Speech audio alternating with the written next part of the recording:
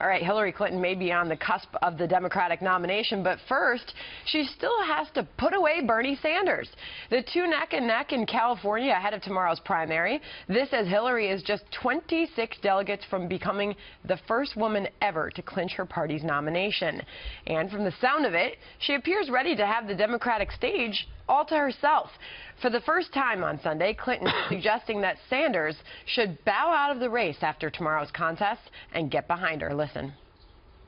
After Tuesday, I'm going to do everything I can to reach out to try to unify the Democratic Party, and I expect Senator Sanders to do the same, and that we will come together and be prepared to go to the convention in a unified way to make our case, to leave the convention, to go into the general election to defeat Donald Trump. But Sanders doesn't appear to be going anywhere. At a news conference this weekend, he promised the Democratic convention will be a contested one. At the end of the nominating process, no candidate will have enough pledged delegates to call the campaign a victory. They will be dependent upon super delegates.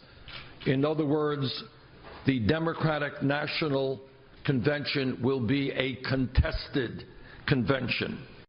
Meantime, the New York Times reporting that President Obama could endorse Hillary Clinton as early as this week. All right, Congressman Chaffetz, Hillary's suggesting it's time to go, but he doesn't look like he's going anywhere. Is that fair? Well, I don't think she's just going to, snap her fingers and call it good and just move on and expect that all those Bernie Sanders people are just going to line up behind her. They're not feeling the burn for Hillary the way they feel the burn for Bernie Sanders. So, I mean, what is going on that side of the race? I mean, clearly the math says Hillary Clinton is on the way to being the nominee. But as you listen to Bernie Sanders, as long as she gets all those superdelegates, which, if you really think about that process, the idea that there are superdelegates that really don't get elected and don't go through the process, a lot depends on tomorrow. I think California is really a jump ball as to whether or not. But think about it. She's going into this, and it's still a jump ball, and she still might lose tomorrow in California. And she thinks that they're all united. I don't. All right, Kennedy. So let's deal with that possibility that she may lose. Bernie Sanders wins. What happens to the race? I mean, regardless of how it falls, they're so close right now. One poll has them up by a percentage point. Real Clear Politics has them separated by 2 percentage points with her on top.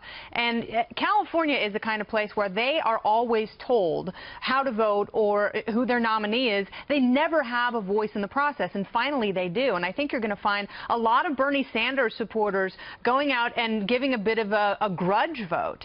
And, what he is saying is he's absolutely right, because when we report the number of delegates that she has and that she needs to clinch the nomination, people oftentimes include that superdelegate number. And he's saying that's not fair. They're unpledged for a reason, because they're not counted until you get to the convention in Philadelphia.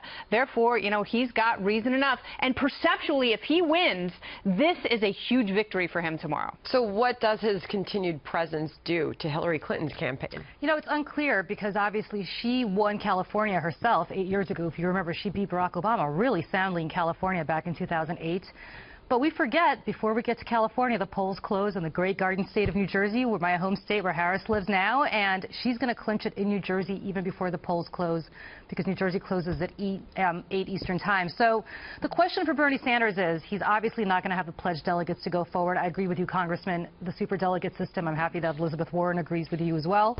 It is an absolutely insane system. They should get rid of it. But since it exists, for now, what she should do, what Hillary Clinton should do, is get enough superdelegates to put a letter out in the next week saying, we're not switching our vote to you, Bernie Sanders.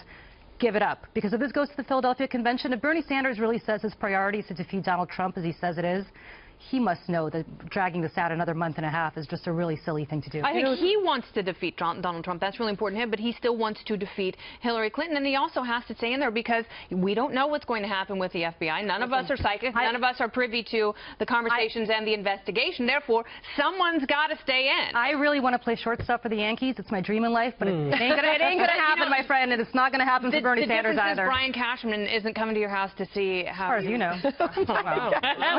Well. Okay. Much more interesting than I thought it was going to be. Is Brian really going to your house? He's really not. You know, not a yet. couple things. When you talk about the superdelegate situation, as we saw in Puerto Rico last night, as we were waiting for those results to come in, you saw a 7th superdelegate come on board right as we were waiting to get the tally. So she's already trying to do that. She's getting, as she goes state by state, she's trying to get these superdelegates to come out and really support her and say, we're not going to switch. We saw that she's got 7 out of the 7 that were available in Puerto Rico last night. That, I think, will continue with her. I think she's really going to push for that.